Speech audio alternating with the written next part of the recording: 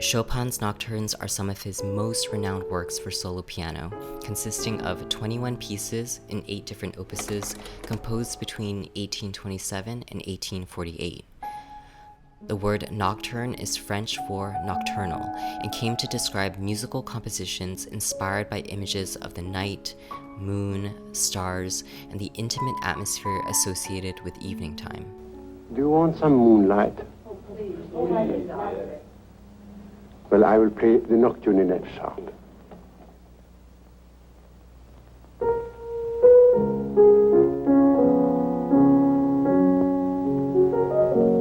Although Chopin largely popularized this form of composition, he was inspired by the Irish composer John Field, credited as the father of the Romantic Nocturne.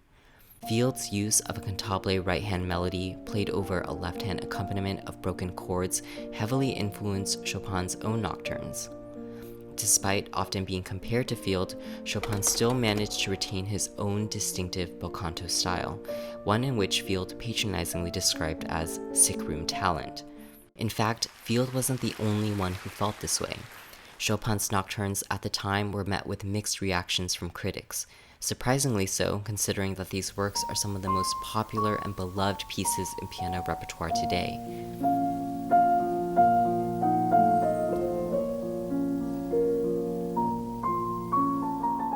Chopin's use of free-flowing rhythms, lyrical and poetic melodies, and dramatic tension allow for great interpretive license, making them some of the most personal pieces a pianist can play. As Rachmaninoff stated in an interview in 1936, interpretation demands something of the creative instinct. These nocturnes naturally draw out this creative instinct, as demonstrated by the hundreds of different interpretations performed and recorded to this day. In this video, I'll be working on my own interpretation of Chopin's Nocturne Opus 9 No. 3, analyzing the structure of the piece in relation to the emotional story being told, and how the choices that we make contribute to that story.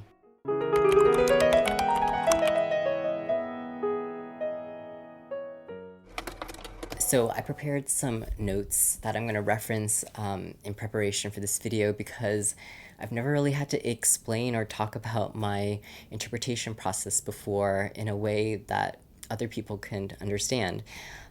It's usually much more cerebral, intuitive, and just part of the whole music learning, music making process. I'm not sure how other people interpret music, but for me, there's usually this moment when I'm learning the piece where I'll finally understand the emotions that I'm feeling while I'm playing it. In this piece, that moment happened when I was learning the cadenza, where it's marked with risoluto. It might be one of the most technically simple sections of the whole piece, but it spoke to me the loudest. When I play it, it feels so heart-wrenchingly honest, almost as if you're so overcome with emotions that you just have to declare what you're feeling at the top of your lungs. This feeling of longing for something that you knew could never happen.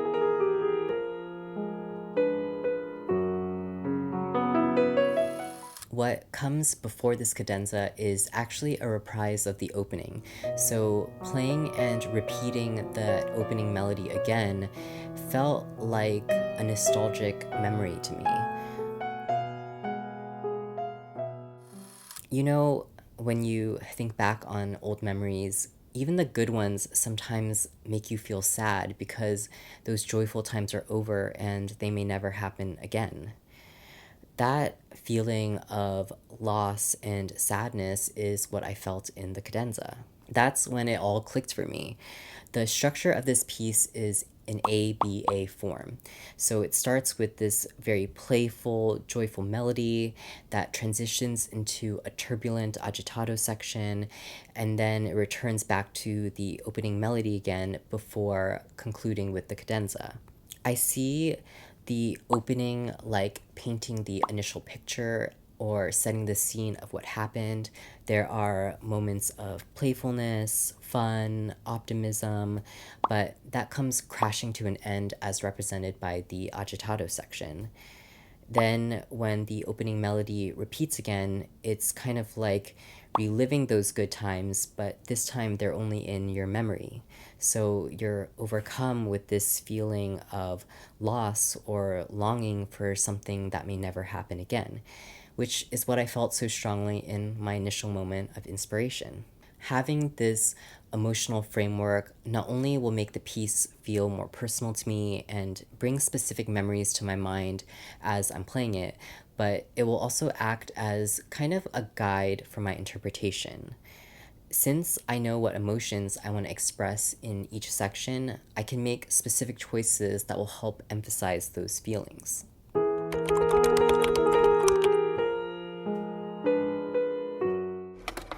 Okay, so now that I have a rough plan for my interpretation, how do I execute this in my playing?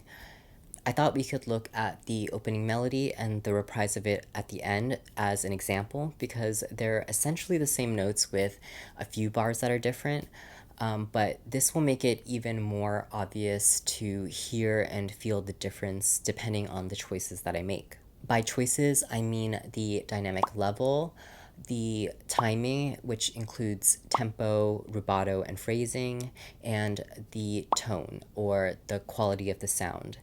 I think sometimes people also refer to this as color, but personally, I've never really been able to relate colors to sounds, so that terminology never really made a lot of sense to me. Anyway, like I said before, because I know the emotional intention that I want for each section, I can use these emotions to help guide my choices.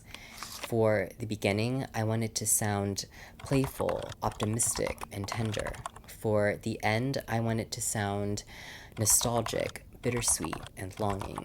When I'm describing the sections in this way, please know that it's in the broadest of terms just for the sake of this video. In actuality, there are many more nuanced feelings with each individual phrase even, and if I were to get into all of that, this video would be hours long. Okay, first, let's look at timing. I'm thinking if I go with a slightly more energetic tempo in the beginning, it's going to create that playful and optimistic feeling that I'm looking for, especially if in contrast I take it a bit slower at the end. I don't know, slow music always feels more nostalgic to me. I also think playing it a bit slower will make it feel more like a memory because it's kind of like you're trying to remember what happened and it's coming back slowly. I'm also going to stretch out my phrasing more in the reprise, allowing more space between the phrases and really lingering more on certain notes to kind of mimic that feeling of not wanting to let go.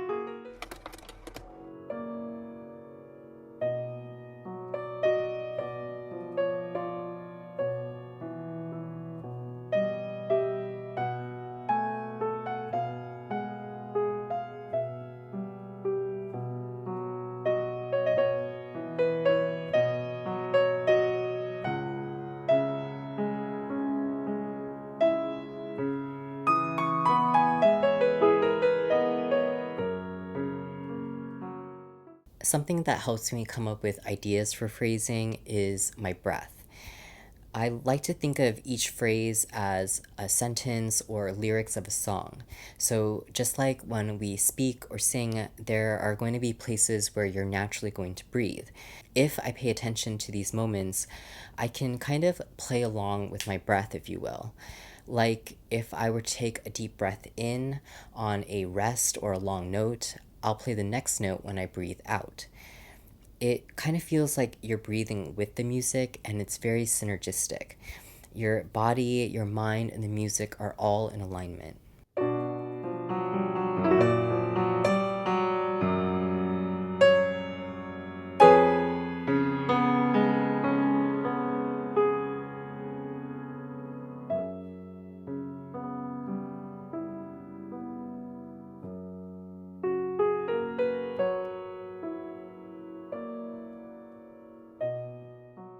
Now let's look at the dynamics.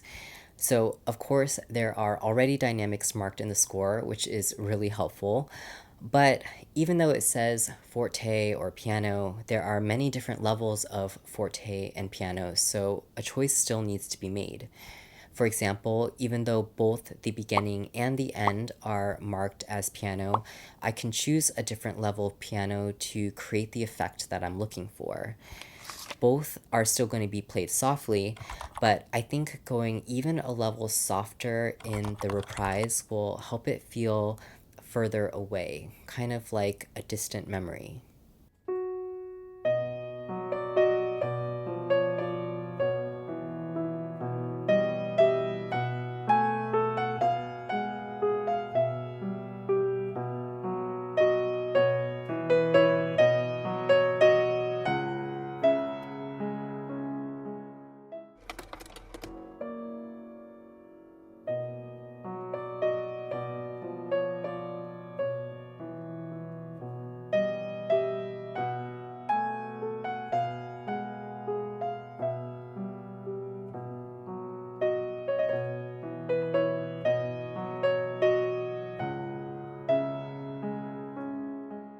The risoluto cadenza, in my opinion, relies heavily on a contrast of emotions to express this feeling of exasperation and longing.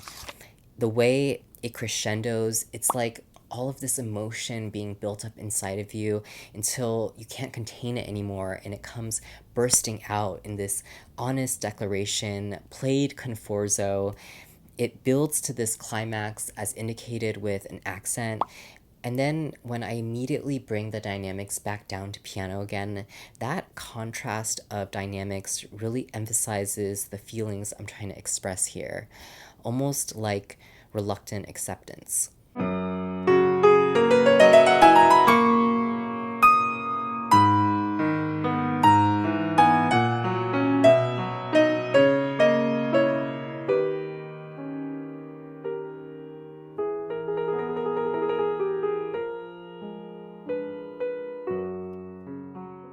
Lastly, let's talk about tone, which I think is the hardest aspect to explain in words. Sometimes it's even hard to distinguish tone from dynamics because they often contribute to one another. But you can play something piano and make it sound gentle and timid, or you could play something piano and make it sound somber and melancholy.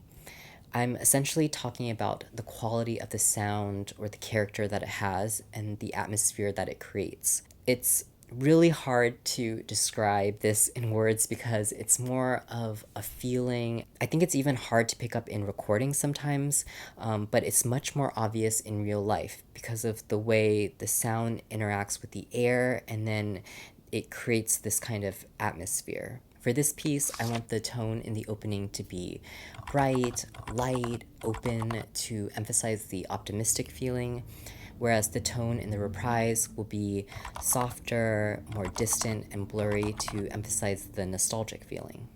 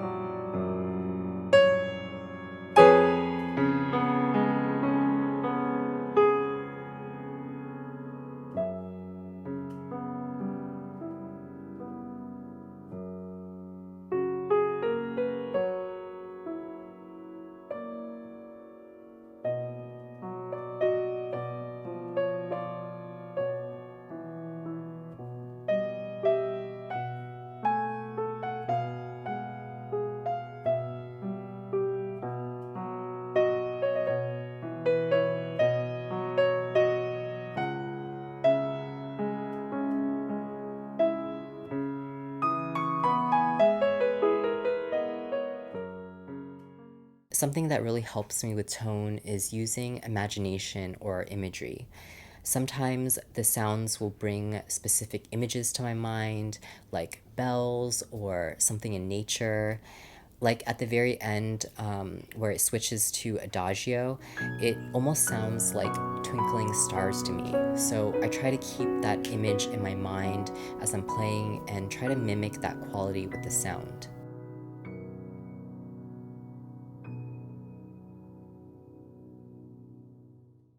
If I'm trying to bring out more of an emotional quality in the sound, I need to feel that emotion first.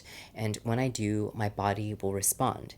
It will affect how I press the keys, which in turn will produce a sound quality that matches how I'm feeling. That's why I find it so important to make a piece personal to you, to relate it to things that have happened in your life, or if it reminds you of certain memories, because it's those things that will bring the emotion forward and it'll reflect in your music. So that's kind of a broad gist of how I interpreted this piece. Honestly, a lot of it is just trying a bunch of things and seeing what works. But if I have some kind of general framework to work off of, I can experiment as I'm practicing with different tempos, dynamic levels, tones, phrasing, and see what draws out the emotion that I'm trying to express. As you know, a lot of practicing is just repetitions, so why not use those repetitions to our advantage? Every time you repeat a section, you can change one of these elements and see how it makes you feel. Does it bring you closer or further from your intention? For me, this is really where the magic happens, and it's what makes playing music so much fun. Please let me know what your process is like for interpreting music. Is it a lot different from mine? I'm so curious to know. Thank you so much for watching. I'll see you next time.